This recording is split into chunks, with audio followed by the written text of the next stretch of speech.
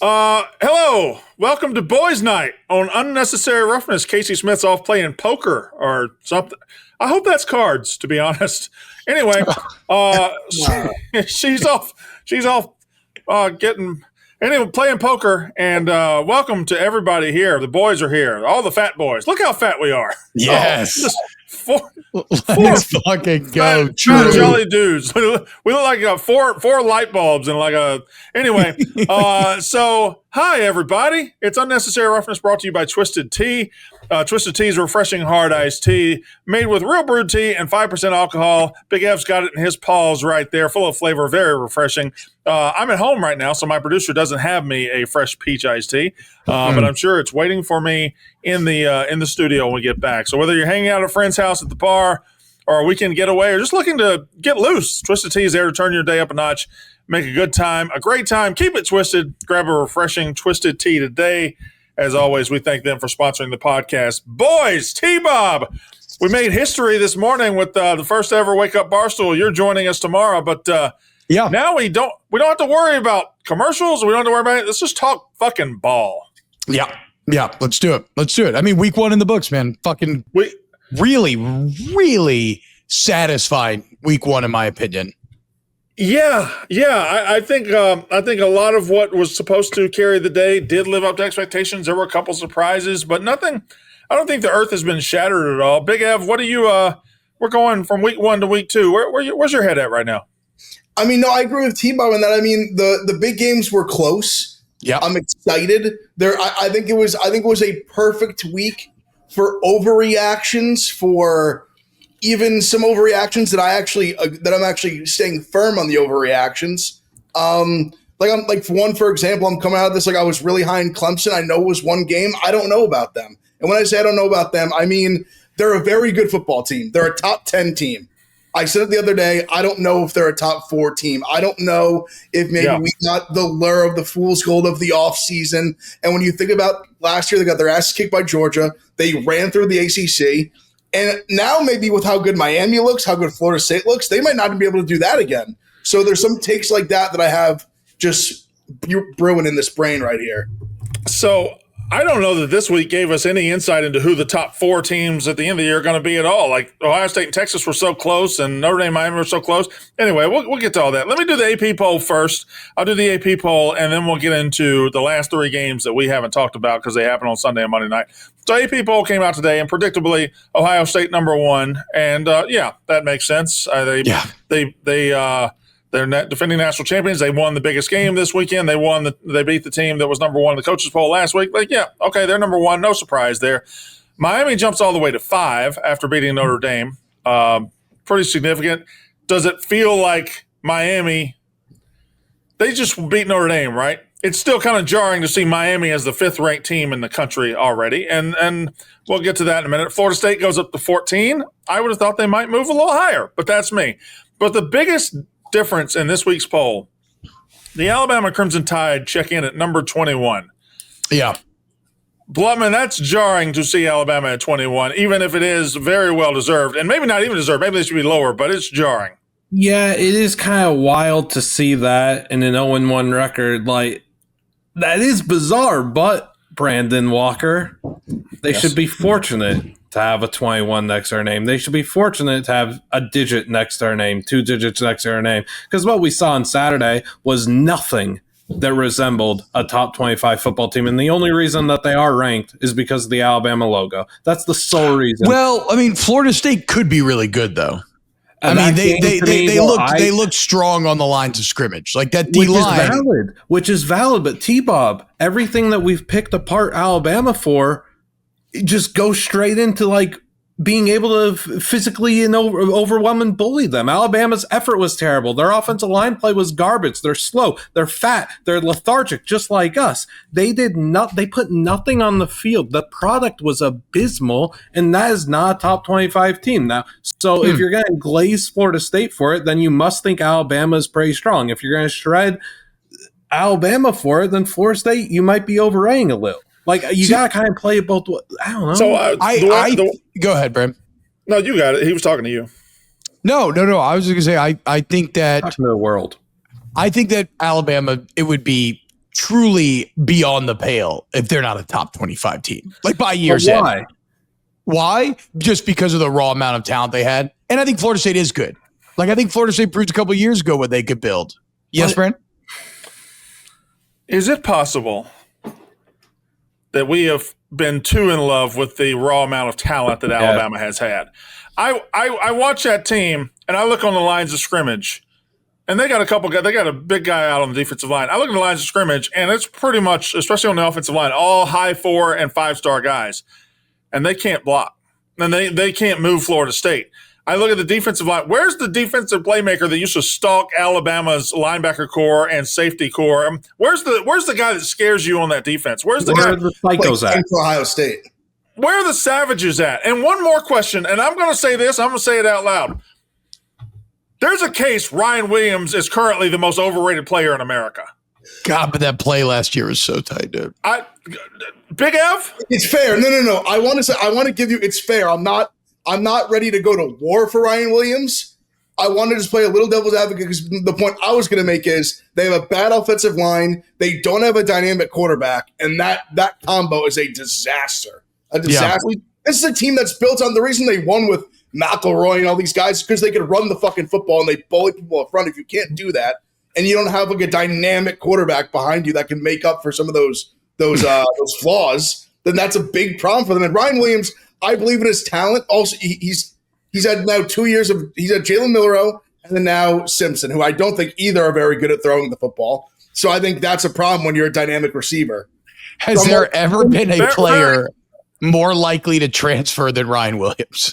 No, he might as well. He is getting the fuck out of there. You might as well let him report to Kirby Smart or Ryan Day right now.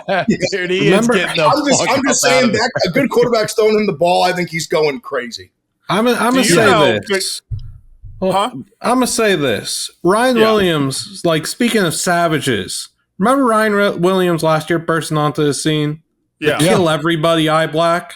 Yeah. What do you do this weekend? He's got painted nails and stuff? I was talking about the stuffed T-Rex he walked in with. Oh, yeah. Why was he walking in with the stuffed T-Rex, dude?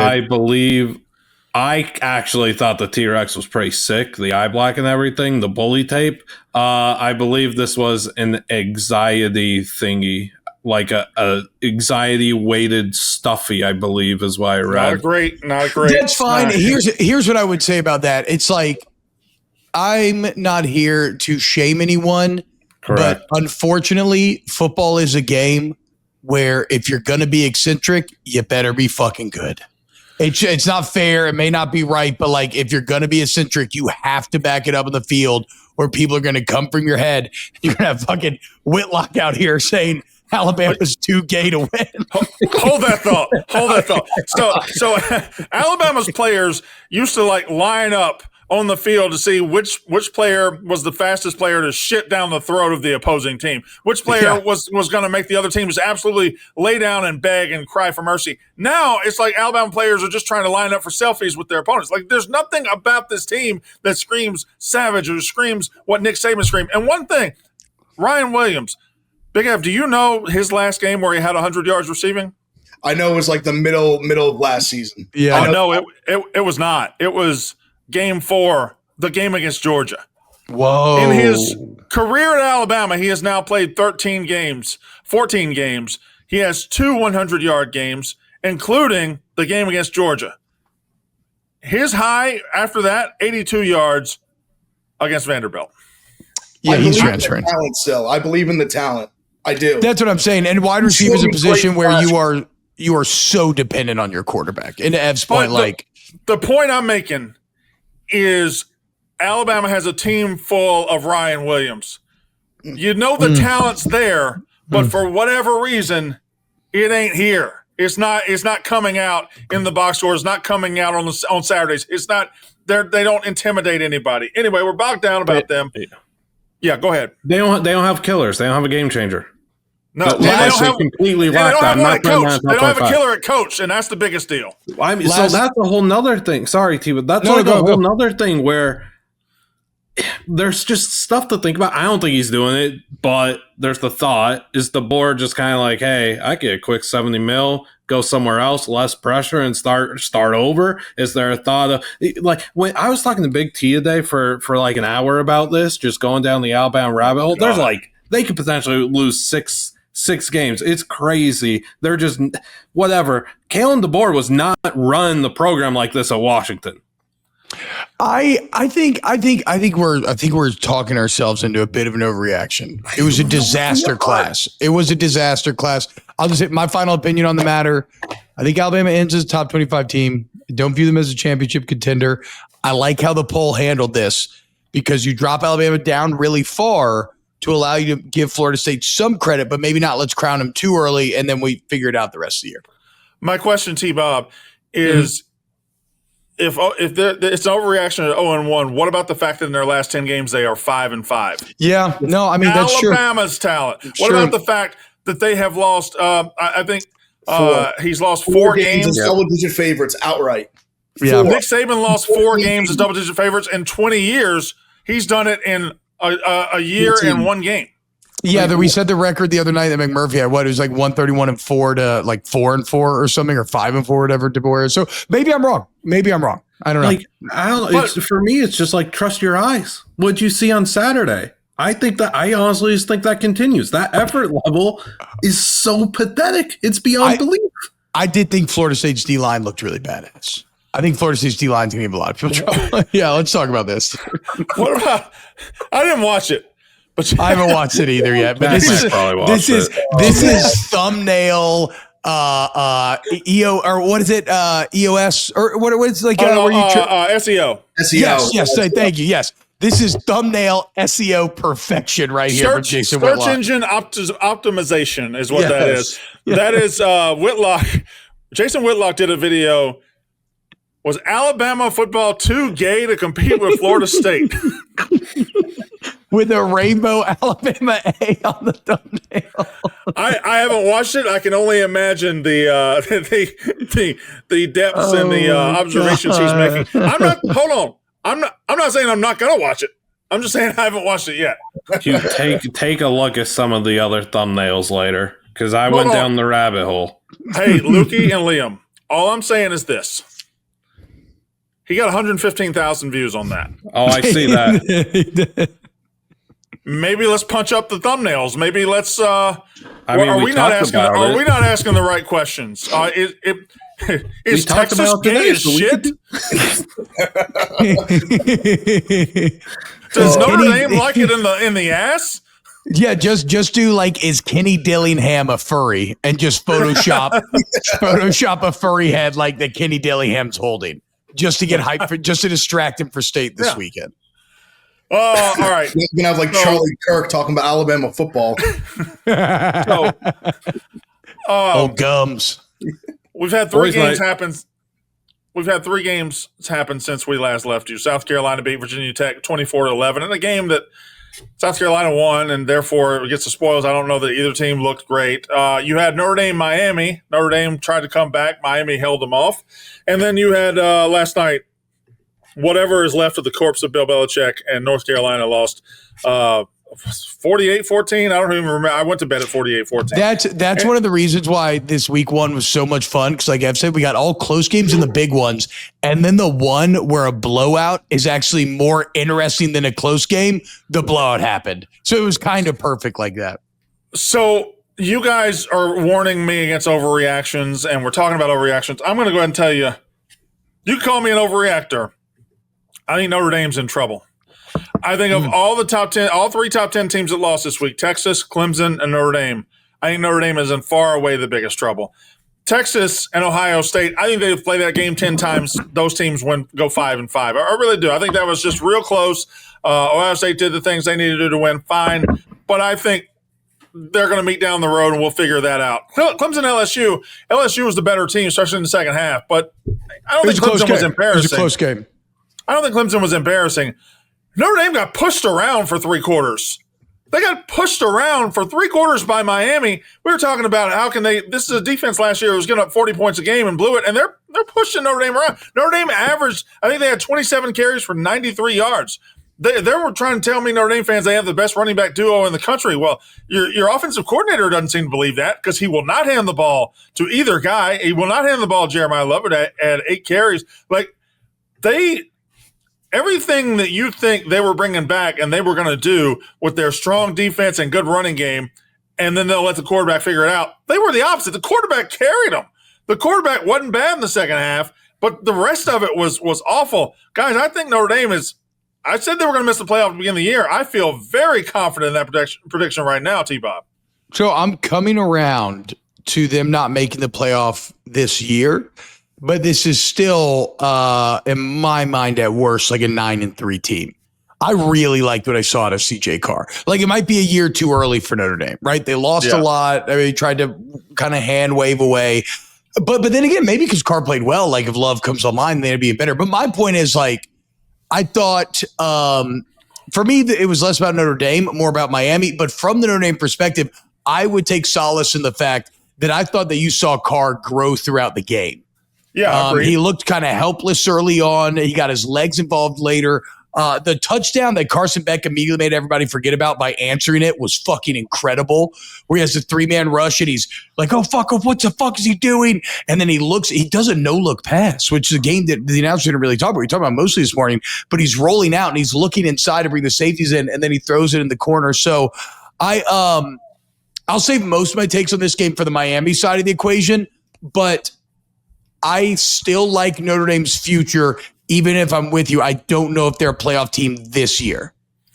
Big Ev, you famously flipped last week. You were going Miami, and then during the show, you said the last 30 minutes, I've decided it's Notre Dame. And you decided so because of everything I just said they didn't do on Saturday. What do you think? Correct. Actually, hysterical because by the time it came around Sunday, I hammered Miami.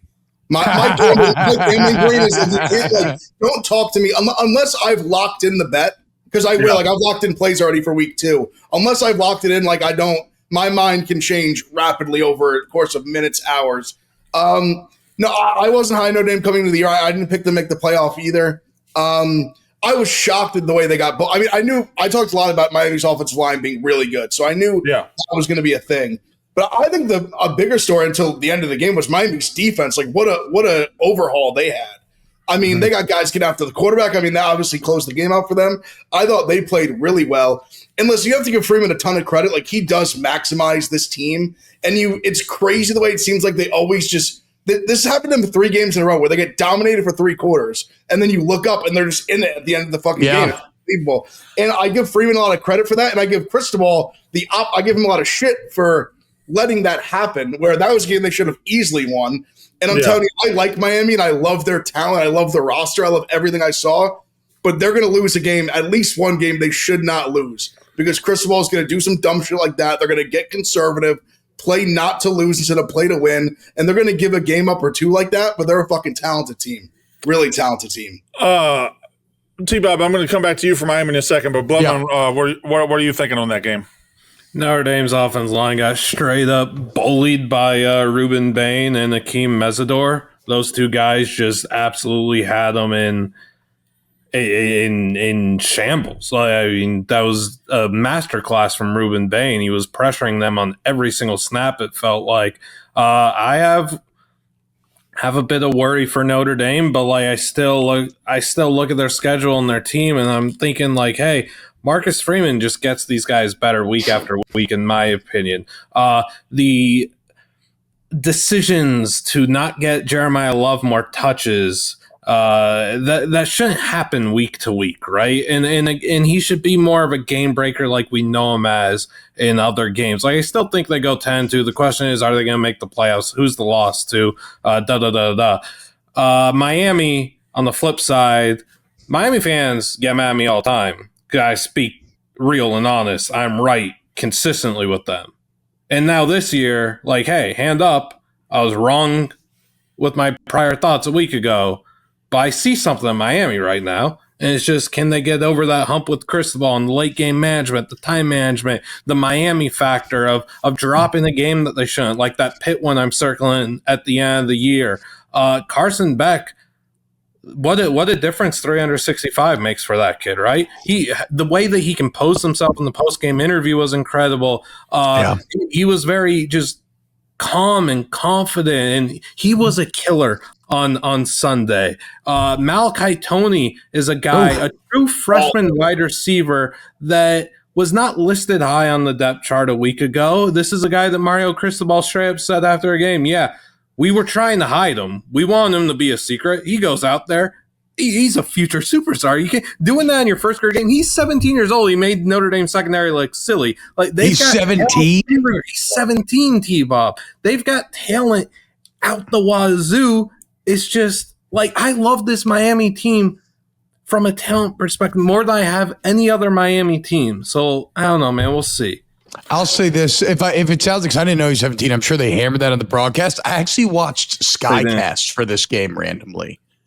So I don't know if I missed. Yeah, dude, I love Skycast, but I do miss getting announcing anecdotes.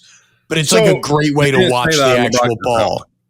T-Bob, you, I know your take and where you're going with this Miami thing. I'll set you up by saying this. It is amazing that Carson Beck was the coach or the quarterback at Georgia. You know, he ascended to the top of the sport, was a 4 or 5 star guy. He's at Georgia. And then he transfers to Miami. But in the process, this unlikable guy, this guy who goes to Miami for a lot of money and he's taking a conference win, there's nothing really likable about him, never was at Georgia. Now all of a sudden he goes to Miami and he succeeds in making us kind of feel bad for him and he becomes a sympathetic figure and then he delivers on Sunday night. And dare I say Carson Beck was a feel-good story of the weekend? Yes, it's Who crazy, would have said man. that, T-Bob? It's so, yeah. I mean, look, but this is why I love football, man. Because like we said, this was a chance for Beck to shove it up my ass. And he did. And like America loves a winner, right? They especially love a winner when he's being doubted. When everybody says he can't win and then he faces down the mountain of narrative and he overcomes. Like we love that. So I love that storyline, even if it's at my expense. And get in here, Miami fans. Yep. Because I owe you. Okay. First, Brandon was right. Kayce was right. Ev was right by bet time. I was not more sure of anything this weekend than Miami was going to disappoint. I thought it was so right. And the craziest part about this game is I don't think that a Hurricane fan could have sat down and written a better script to prove me wrong on every point I tried to say, right? Stadium was going to suck. Stadium didn't suck. There were some Notre Dame fans there, but the Cane fans are great. They showed up. It was very loud. Carson Beck was going to suck. He absolutely did not suck. He showed a consistent level of play. He showed the ability to make plays in high leverage situations, which let's extend that one to the entire team. Because I thought Cristobal, whenever no game edge, so okay, what do? CJ Carr comes with that incredible touchdown. They drive down, they score before half. They come out in the second half, and to start that second half, they put together a fucking road grader, big dick domination drive to make a program-wide statement. So they executed in high leverage situations. They were dominant on both lines of scrimmage. And I accused them of having no toughness. Dude, their toughness on both the offensive and defensive lines was a sight to behold. They out-toughed. They beat down Notre Dame. And I thought that's where the Irish entire advantage was going to come from. And then I said they didn't have any weapons, right? They lost all their top 5 pass catchers, blah, blah, blah. Well, Toney was fucking incredible, as we said. The CJ Daniels catch is probably play of the weekend. I mean, that's like shades of Odell. Maybe guys are just becoming too good, so it doesn't get the run anymore because it's not in the NFL. But that's one of the craziest fucking things I've ever seen in my entire life. But I don't mean that's a bad decision by Beck. If you trust your receivers and they're talented, you give it to them. So Miami fans, dance on my grave, shit on me. I deserve it. I could not have been more wrong about your team. And I am now very excited. I'm retiring Christopher. Not allowed to say that anymore for a while. And I'm very excited to see where this team is going to go now. See, this is where you and I are different. You use logic and reason. And when something like that happens to me and I have the name Christopher, I just double down until it comes back around and I'm the only one holding the stock again. I used to say Steve Fartkesian all the time. Yeah, before he had won 10 games, but I can't. He's good again. He's good now. Wait, you know what else is crazy? Miami's kicker was 4 of 11 in his career coming into this game. They played for a 45-yard field goal. The confidence they had in him was stunning. How about the confidence they had after they already botched a snap and hold earlier? Also, that final field goal drive and then ending the game on back-to-back sacks is about as like line of scrimmage of a statement as you're going to have. Mm-hmm. See, that last drive, listen, for a young guy, CJ Carr was really good that night, but that last drive, he was seeing ghosts, man. He was chasing windmills out there. They had him going. You've probably seen a million ads for hair growth products, and you thought, sure, like that actually works. Well, everybody does. I did too until I found out Nutrafol isn't like the rest of them. Nutrafol is physician-formulated, clinically tested, and dermatologist recommended. Nutrafol is the #1 dermatologist-recommended hair growth supplement brand trusted by over 1.5 million people. You can feel great about what you're putting into your body. Since Nutrafol hair growth supplements are backed by peer-reviewed studies and NSF content certified, the gold standard in third-party certification for supplements. Adding Nutrafol into your daily routine is simple. Purchase online, no prescription required, automated deliveries, and free shipping to keep you on track. Plus, with Nutrafol subscription, you can save up to 20%. You'll have access to free one-on-one naturopathic doctor consults to support you on your hair growth journey, and a Headspace meditation membership is included. See thicker, stronger, faster-growing hair with less shedding in just 3 to 6 months with Nutrafol. For a limited time, Nutrafol is offering our listeners $10 off your first month subscription and free shipping when you go to Nutrafol.com. Enter the promo code UR. That's NUTRAFOL.com. Promo code UR. Nutrafol.com. Promo code UR. All right. So I'll just set up the South Carolina game like this. I didn't think they'd be very good coming into the year. I still don't think they're a very good team. I didn't think they were impressive.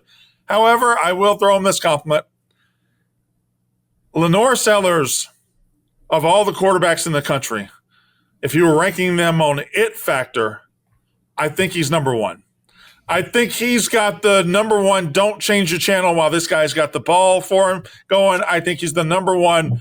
You might see something you've never seen before. Now, he does need to work on his the downtime in between his spectacular plays, because there was about a 2-quarter period the other day where he wasn't very good, but he's still got – I think he's got crazy it factor, Big Ev. And I wasn't impressed with the team, but you can't be anything but impressed with him. No, I mean, him and Dylan Stewart were special. Like, they both showed out unbelievably. I'm still staying on my take. I think they're going to lose 4 or 5 games. I don't think they're going to make the playoff or anything like that. But he shows you legitimate, like, Cam Newton-esque flashes. Like, some of those runs he made where he breaks 3 tackles, tiptoes down the sideline, picks up a 3rd and 15. Like, you can't teach that shit. Yeah, like, that's a one-of-one kind of stuff. Like, he's just that elite of an athlete, that strong. And then he shows every now and then, even like Harbor gets open wide down the field, he can put a deep ball in the money every now and then. Like, if you can do that, like, with his skill set, they're going to hang around and win, probably even win some games they shouldn't. Like, that game should have been closer the way Virginia Tech, they had a similar to North Carolina where they drive right down the field that first drive. You're thinking, oh my God, South Carolina's going to win this game by 1,000. And the Virginia Tech defense, they nutted the fuck up for 2 quarters and really put it on them and played really well. But then at the end of the game, when it was nut cutting time, 3rd and 12, Sellers picks up a first down, makes a nice play with legs, like scrambles, makes a good throw, picks it up. Like, he just made some unbelievable plays. Like, I agree. I mean, he showed out big time. T-Bob, what do you think about the Gamecocks? I think I emerge a bit more confident than I was previously. Yeah. You mentioned shades of Cam Newton. We talked about Newton back in the day, playing in close games early on, but like finding ways to win and high leverage spots. And then by the end, they're a very good team. Like, I don't think they're like a playoff team or anything, right? But I think going into this game, I was kind of living in that like 6-6 range. And this almost bumped me up to 8-4. Like, if they can find more consistency out of Sellers, I think they may. I'd be very encouraged as a South Carolina fan to see Nick Harbor put together a good game, right? I mean, that's the guy that you've been waiting to come online. Now, I don't know if he's going to be good. Consistency is the key with everything with that offense right now. Like, right? Like Nick Harbor, that's a flash guy as well. Like, absolute physical freak, #1 on Bruce Feldman's freak list 2 years in a row, #2 this year. Stewart, I was very concerned about Stewart not having the other guys on D-line to take the attention. Like Ev said, he acquitted himself very well. And then you have the Beamer ball factor. South Carolina is going to win special teams more often than not. So they're immediately entering every game with like a slight bit of an edge. And that punt return was fucking awesome, by the way. Like, definitely one of the top 5 plays of the weekend. So, I think I was at like 6. I'm feeling like a little 8-4 South Carolina now. I'm feeling good. Tough. Schedule stuff. I guess I haven't looked at the schedule really that well. Yeah, it's of course, I think they catch Alabama at home, and now that game kind of changed. So maybe the schedule's not as tough as I thought it was. Blutman, Gamecocks, Hokies. Extremely contrarian from me here, I suppose. They are very lucky that the quarterback on the other side wearing a Virginia Tech uniform was named and plays like Kyron Drones. How fortunate are they that Kyron Drones was on the other side of the field? If Virginia Tech legitimately had a combination of us four at quarterback, they win that game straight up. Kyron Drones is a pitiful excuse of a quarterback. Nick Harbor, up until the deep catch, I was daydreaming, man, I'd love to see this guy, former edge rusher, maybe play on the other side of Dylan Stewart. I was foaming at the mouth for some of the Nick Harbor edge rushing factor, because I just don't see a receiver aside from, I could burn you deep with my track speed and maybe catch a ball. That guy really does not have hands. He really does not. Lenoris Sellers is a 3 for 99. 3 for 99, and all it takes is one. All it takes is one. Very, very true. Now, I still don't like the weapons they have. Lenoris Sellers, I still don't really trust them as a thrower. I just don't. A lot of the success was that first drive. Oh, yeah, the first drive overreaction thing. That was just built off. That was predicated on RPOs, quick reads. Let me get the ball out and get an easy completion. That's all that was. And he's a great runner. He's an excellent runner. I respect him for it. He's the best running quarterback in the country. Dude is so strong. Byron might be a little stronger. He's so strong. His contact balance is unbelievable. Like, he's a very fun quarterback to watch. But I see him more as a runner than a thrower. Like, if South Carolina is down and he's forced to have to throw the ball and will him back into it, I don't see that that's happening. a problem. That's a problem.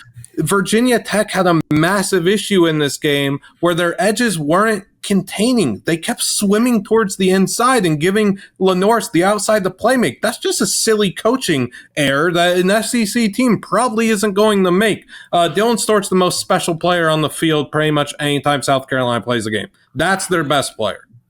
Lenoris does have that intangible make a big play when it matters. Well, yes, like Brandon said, though, that like make a big play in a big situation when you gotta fucking have it. And those are the guys that become award winners when they achieve the consistency. So I'm still buying. Also, Kayce wanted me to relay that she's absolutely still in on Lenoris Sellers big time, buying Lenoris Sellers stock. I mean, no? Okay, in order to be buying some, people got to be selling it. I don't think anybody's selling it. That's fair. That's fair. You're buying at the top right now. I guess. No, sorry. It could go higher. I don't want to misconstrue her message. I think she was aiming towards a week one. Hey guys, told you, Lenoris, look at my guy. He's doing good. So she already has her stock. She's trying to juice it. Big Ev, was last night, Monday night's game, more about a pathetic, sad existence for Belichick in Chapel Hill, North Carolina, and them being awful, or about TCU sneaky being pretty fucking good? I think there's some truth to both. I'm actually going to lean towards North Carolina side. I think TCU's a good football team. I think they're one of the better teams in the Big 12. I was impressed, but at the same time, UNC, I thought the way they were coaching, I thought Freddie Kitchen used Gio Lopez horrifically. I thought they didn't run him at all. The reason he's a good quarterback is because he can run the football. Like, he's dynamic. He can do both things. That's what makes him good. They didn't run him at all. And then defensively, they're just bad. Like, they have no juice. The defense is horrible. This is getting to where I saw people making jokes about, this guy hired Freddie Kitchen and Mike Lombardi. Like, he was just getting the homies paid. And it's like a funny joke, but there's part of me that's like, is that true? Like, this, you don't want to play into all the public narrative, the girlfriend and this and that. I try to come into it and be a little bit rational about it, but a performance like that makes you really take a step back and you're like, holy shit! Like, this guy, he was not good without Brady. Remember, this is a guy who got fired from the NFL and he wanted a job badly and couldn't get one. Yep. I'm just saying, it's in the college is a different game. And I saw a lot of people being like, they had overhauled all these new players. I mean, Miami overhauled their defense too. Like a lot of other, like it can be done in year one if you're smart and do it the right way. It can be done. Teams have done it. Multiple teams have done it. I think it leans more towards that. Although I respect TCU, it's not a shot at TCU. I just think UNC truly might be god awful. So I think that. So this is more about TCU to me, but let me get one UNC or a couple of UNC thoughts off real quick. The Gio Lopez thing you highlighted, Ev, is exactly what I've been concerned about with Belichick this entire time. Was he going to meet players where they were at and try to feature their skill sets, or was he going to try to jam square pegs into round holes? And here in game one, the latter felt like the case. And that would be a massive red flag to me. Second thing on USC, Liam, do you think Steve is pissed that he left Washington? Because he was kicking ass with the Huskies. No, I think he's fine being with Pops. I guess, dude. Because he kind of had to go with Pops, though, right? I mean, like, Pops already said, "Hey, when I'm done, you could be HC." Yeah, but that's not going to happen now. Like Steve was happy. He was outside of his dad's purview. Finally, he's in the Pacific Northwest. Washington's fucking beautiful, and now he's back at Chapel Bill with fucking his 24-year-old stepmom who he jerks off to at night about fucking her, just dancing around on the sideline, dude. That's our thumbnail. That's our thumbnail. Steve Belichick is in a tough spot right now. Suck on that, Whitlock. No, but to me, this was all about Sonny Dykes and TCU and Josh Hoover, and TCU as a whole. And I talked about this preseason. I'm guilty of this. I didn't realize how good TCU was at the end of last year. Yeah. After they fell off post-national championship and then lost to begin last season, I cut them out of my brain. I did not watch another second of TCU football the entire year. So we're doing preseason. I'm like, oh, shit, they won 6 or 7. Oh, fuck, Josh Hoover. Look at these stats, right? And I thought they built on all of that, proved all of that. We mentioned the fact that they've been first or second in the Big 12 recruiting for the last 3 years. Like, this is a TCU team that I emerge now, and maybe this would be a fun game. Who are the Big 12 contenders after week 1? Because I like Iowa State. I like TCU. I still like Baylor. Utah, absolutely. Utah's in there as well. I'm only at Utah, ASU, TCU. Okay, so you're not putting Iowa State in there? No, I'm not buying Iowa State there. I think Baylor's beating SMU this weekend. Baylor's beating SMU this weekend. I wasn't in on Baylor like a week ago, so I haven't been in on Baylor. I've only been in on 3 Big 12 teams. I'm going to stand by that until I see something that makes me say, "Oh wow!" Like I'm salivating now. I want something. You're also just super in on Utah. You won't allow anybody else in the building. Well, anyone could be in on Utah if they want. There's 3 teams in the Big 12 I'm here for and I'm investing in because I think it's a pretty mediocre conference. It's certainly not a great conference. It's so just I'm not going to act like some of these other teams are great when they're not. It's an even conference, right? Yes. It's an even. It's even for one of the teams. I think Utah was impressive. Damn impressive. Utah. The thing is too that Utah and TCU's games don't even matter. Those you could throw week 1 away. They played 2 completely inferior, talentless, coachless programs and beat them up, did what they should. Move on to the next week. I don't know. I mean, UNC should have been better, dude. I don't know. They didn't have an awful recruiting tail when Belichick took over. Like, I mean, I think you might be disrespecting Air Jordan. The logo was so good. Look, the Big 12 is better than the ACC top to bottom. No, they may not have a team. They may not have a team like Clemson. I think the Big 12 is better top to bottom. I don't know. Miami and Florida State, man, they could be good. They might have a nice Big 3. They have a Big 3. You're right. They do have a nice Big 3. That is fair. And then like Louisville it could be pretty good. And watch JMU beat them. Yeah, they got a tricky game on Friday. I think it's a tricky game. Who knows if Georgia Tech's good? I don't really believe in them, but they could be. Actually, yeah, no. Maybe this is the year where the ACC comes back. Maybe I'm wrong. Duke just a 3-point dog at home against Illinois this week. Yeah, I saw an AP poll today. Illinois is number 11. That's crazy. Yeah, they're not that. Well, they're just staying pat though, right? They did nothing. Yeah. Like I didn't watch them this weekend, so it is what it is. They're just. But one thing happens this weekend, and they're in the top 10. That's not a top 10. They're not going to win this week. It's okay. I'm just saying. I know what you're saying. I got you. No, I'm just saying. But I'm Luke just saying. but bro, you better watch it. You better stop just saying, or Luke Altmaier's going to come. Oh yeah, Luke ass, Altmaier's bitch-ass friends are out there writing down everything. Fuck you, Luke Altmaier's friends. T-Bob, tell us about Firehouse Subs. Oh, the New York Steamer. My God. Hell yeah, dude. Hell yeah, dude. Sorry, I'm trying to kill time as I bring my ad up. Oh, right. Look, this fall, guys, Firehouse Subs has your back with hot, hearty subs stacked high with premium meats, melty cheese, and freshly toasted rolls. We got big portions, bold flavor, subs that actually hit when you're hungry. Once football season kicks off, the last thing you want to do is cook. True. Let Firehouse Subs handle it. Whether you're watching the game, tailgate, or just avoiding the kitchen, Firehouse Subs has you covered. Crave-worthy subs to match every match up. Download the Firehouse Subs app and get up to $10 off your first order. You can order from anywhere. That's your couch, tailgate, even if you're streaming the game under the table at the wedding that you don't want to go to. Easy ordering, no waiting, game day handled. Firehouse Subs. All right. So did you guys see, and after, week one, there's some coaches saying certain things. Did you see Dabo and Kelly still chirping each other a little bit? Do you want me to paraphrase? I'm close to it. If you got it, go ahead. So Dabo was asked about, both teams, and he's basically downplaying LSU. He said, I didn't think either of us were very good. If you're grading, we got a 58, they got like a 65. Yeah. And to which Kelly was like, bullshit. We dominated them in the second half. We kicked them pretty good in the second half. If he's grading us a 65, he don't know how to grade. So yeah, he said like he's either grading us very poorly or them way too well. Like if we're 65, like they're a 14 or whatever. It was great. I think Dabo's grading LSU very harshly, and I know it was 17-10. LSU kicked their fucking ass in the second half.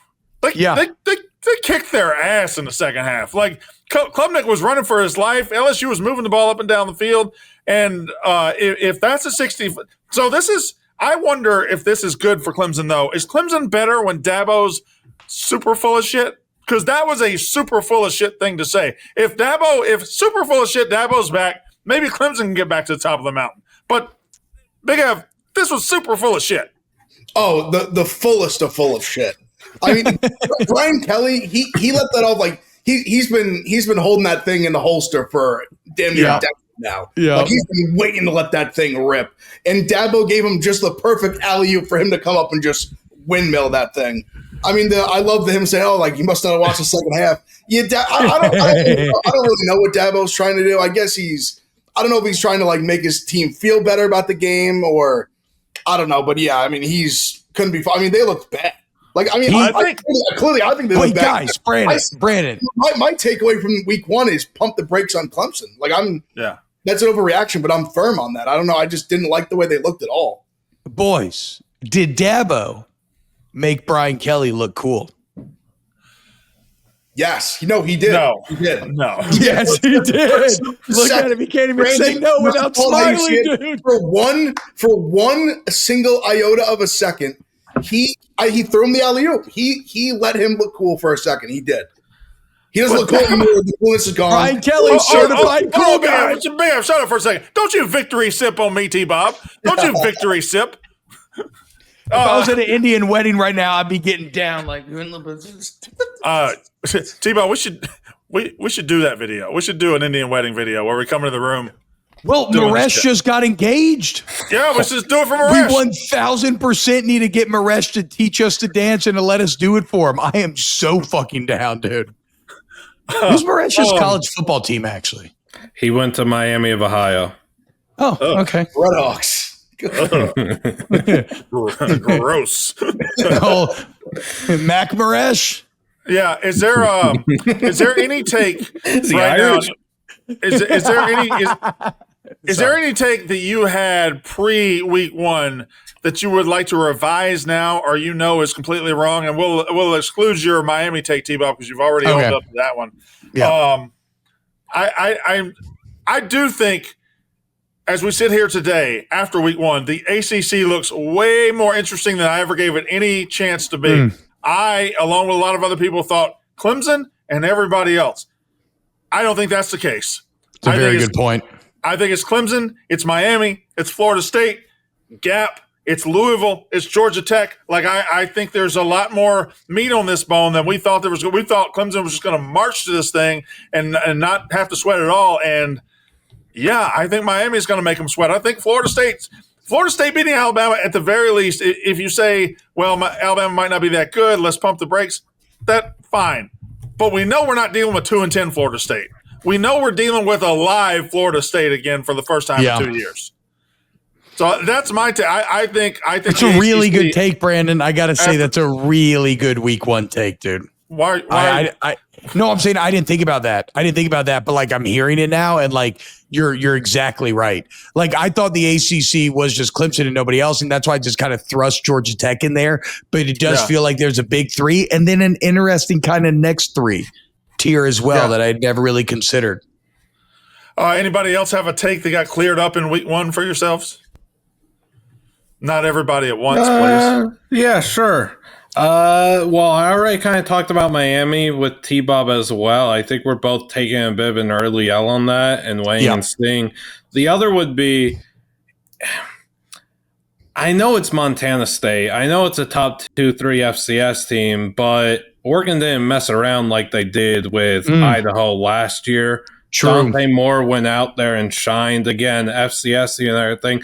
Taco Dowler, who plays receiver, Taco Dowler at Montana State, said that team, fastest team I've ever played. They're different. There's levels to this. They not only do they come to compete, they're just ridiculously athletic. They're too fast, too strong, too quick, too swift. Like I respect Taco saying that a lot, and like that.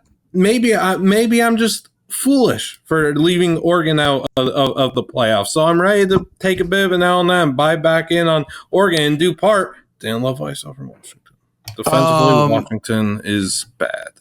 Oh, yeah, Washington did not look good. No, offensively, the 3-head monster that I'm prying myself about of Demond, Jonah, and Boston is elite. The rest seems to get figured. Liam, you should, though, if you're going to go against yourself, you should give yourself some credit because Jaron E. Kiavi Sagapola Jaron K. I'm going to learn how to say that by tomorrow, guys. I apologize. But Liam's been hammering I know he nails it. But Liam's been hammering the Cal quarterback, and there was not a more impressive freshman quarterback in the country this weekend.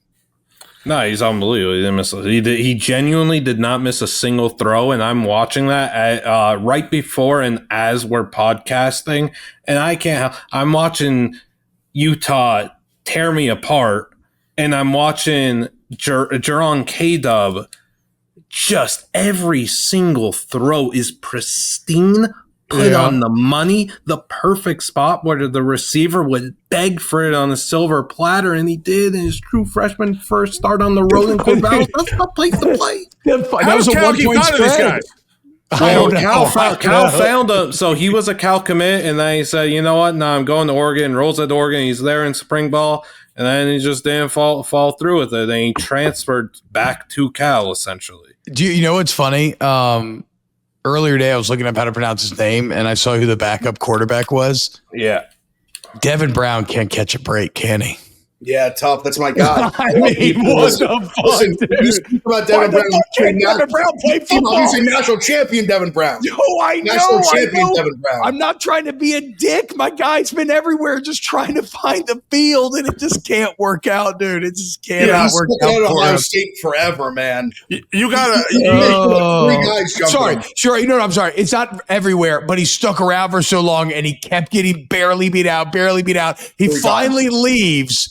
And now this fucking Cal phenom shows up out of nowhere? Like, what? You got to think Devin Brown was like, fuck it. All right, I can't play at Ohio. I'm just going to Cal. Fuck, I know I can play at Cal. Mendoza left. I ain't even worried about it. People are asking if Cal upgraded the quarterback. Not me. People are asking. I'm very disappointed. Sorry. the marching bands, the upsets. Saturdays are made for football, and DraftKings Sportsbook is celebrating college football's game of the week with special profit boost for all customers. Just opt in for the game this Saturday. You'll score a single-use profit boost token for the game. Whether you're betting on your go-to team or an underdog, Saturdays are yours to own with DraftKings Sportsbook. Download the DraftKings Sportsbook app. Use code RUFF. That's code RUFF for all customers. Get a special profit boost on the college game of the week. In partnership with DraftKings Sportsbook, the crown is yours. All right, boys. Michigan, Oklahoma, Florida, South Florida, Oklahoma State, Oregon, Baylor, SMU, Iowa, Iowa State, Mississippi State, Arizona State. Bro, by the way, that's actually one of the most interesting storylines going on right now. Kenny Dillingham is getting way too far over his skis. That motherfucker needs to chill out. So I want to calmly and rationally say, Kenny Dillingham, coach of Arizona State, you can kiss my motherfucking ass, you lying piece of shit. You lying piece of shit. Everybody wants to play this whole song and dance. When they were playing Mississippi State, they're like, oh, well, shit, man, we're just going to this backwoods place. We got to stay an hour and a half away because the only hotels there are casinos. We can't stay anywhere. I don't even know if we're going to be able to eat. Mississippi State's been hosting SEC team for 198 years. We have hotels. There's 25 hotels right there in Starkville, okay? There's 10 hotels right there a mile off of campus. He's lying. I don't know why he's lying. I don't know why there's a benefit to lying. I don't know why Kenny Dillingham said, I'm going to go to my media and I'm going to make a joke or I'm going to say the truth or I'm going to do this thing and I'm going to say Starkville doesn't have hotels. We host Alabama. We host Tennessee. We host Texas. We host all these teams. You think we don't have hotels for them? You think we don't? Shut the fuck up, Ken. This is why I thought this was going to be a friendly back and forth. No. I'm coming for that ass, and we're beating Arizona State. This is the biggest Mississippi State football game in 3 years now, and I'm coming for Arizona State's ass Saturday night. I am. Sorry. Look, Brandon, I just want you to know I stand with you, okay? LSU and Mississippi State, I believe they might have damn near played each other more than anybody in their history. A lot. But the point is, Louisiana and Mississippi, people don't appreciate this. We are brethren. We both y'all are getting a little cocky on education. You should probably pump the brakes there. But for the most part, my entire life, we've both been 49 and 50 in every single metric, right? Yeah. And the rest of the country wants we might as well be the slum dogs of the U.S. And the rest of the country wants to sit there and shit on us. And you know what? I'm like, okay, no, I can shit on them. They can shit on me, but you can't shit on me. Fuck you, Kenny Dillingham, Arizona State. Take your little bitch-ass, blonde, highlighted hair back to Tempe. You're talking about casinos? Casinos can't even exist in these states if they're not on the water or on a reservation. Get the fuck out of here. That's factually untrue. So just know, Brent, I have no conference pride, but I've always felt a certain kinship with Mississippi State. And this weekend, I'm fucking clanger, cowbell ranga, fuck Arizona State. I hope y'all deep dick their fucking Tempe, Arizona, Barbie and Ken bitch asses. Let's go, dude. Listen, Brandon. Yeah. What would you say if I told you I locked in Mississippi State +7 already? What would you say? Go. So, what would you say if I told you that? I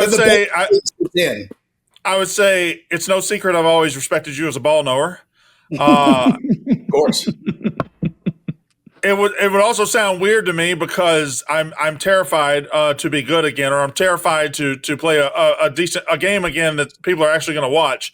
I don't know. It's gonna be big. But listen, we got other games. Wait. Did you see the Southern Miss's head coach quote after the game about Mississippi State? Said that we invested $15 million in our offensive and defensive lines. Yes. I don't think that's true, but I like that he thinks that. So I would say this. Let's not like get bogged down if the numbers are true or not. But y'all have investment. Everybody has money out. We have revenue sharing and shit. So like there's money to be had. And it really does show what I thought was a week one trend, which is there really is a democratization of talent, guys. Like everybody's better across the board. Like all of a sudden, no team is buried by having some black hole Achilles heel that they couldn't match because they fucked up recruiting. Right. Like that was one of my major week one takeaways is like, I was so wrong on the portal. I thought it was going to lead NIL on the portal was going to lead to a concentration of power at the top, but it really has and so the point of all that is I think Levy's a good coach. I think his track record's pretty proven. And just that idea of, oh, wait, yeah, he did invest, even if it's not 15, he did invest a lot of money in the offensive and defensive lines. And Mississippi State could be way better. And I wonder if Arizona State can match.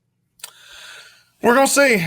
It's a big one for me personally. And have I been trying to figure out how to get from Ames/Des Moines, Iowa to Starkville, Mississippi in 6 hours? I have. I can't pull it off. No matter which airport combination I put together, I can't pull it. I'm trying to pull it off. If anybody's got a magic airplane or a rocket ship that can get me there, I won't. Do you know someone with a PJ? No, I don't. Did you do a morning show with someone who may have PJ access? I'm not Ben Mintz. Yeah, that's true. That's true. Mintz would absolutely somehow find himself at the game. Yeah, Ben Mintz has been like, I would text him on a weekend. I was like, hey, you around? He said, no. An Ole Miss buddy of mine flew me on the private jet down to Orlando to watch the UCF West Virginia game. I'm like, what? What the fuck are you talking about? He's up unreal. in the game. Best mooch networker in the game. Oh my God! So we'll preview the games on Thursday. But Michigan, Oklahoma, Florida, USF, Oklahoma State, Oregon, Baylor, SMU, Iowa State, or other. Just very quickly, and we'll round it out. Wait, Brandon, should I tell the people about Hexclad before we do this? Go ahead and do that. All right, guys, check it out. Fall is rolling in, and you know what that means. The temps are dropping. Are they ever? But your kitchen's heating up. It's game day spreads, slow simmered stews, and comfort food on repeat. If your current pans flinch every time they see high heat, you deserve better. Enter Hexclad, the cookware that's as serious about performance as you are about the meat thermometer. This isn't your grandma's nonstick. Hexclad, I almost wanted to say, Hexclad pans give you the perfect sear, crazy durability, and easy cleanup without you babysitting your cookware.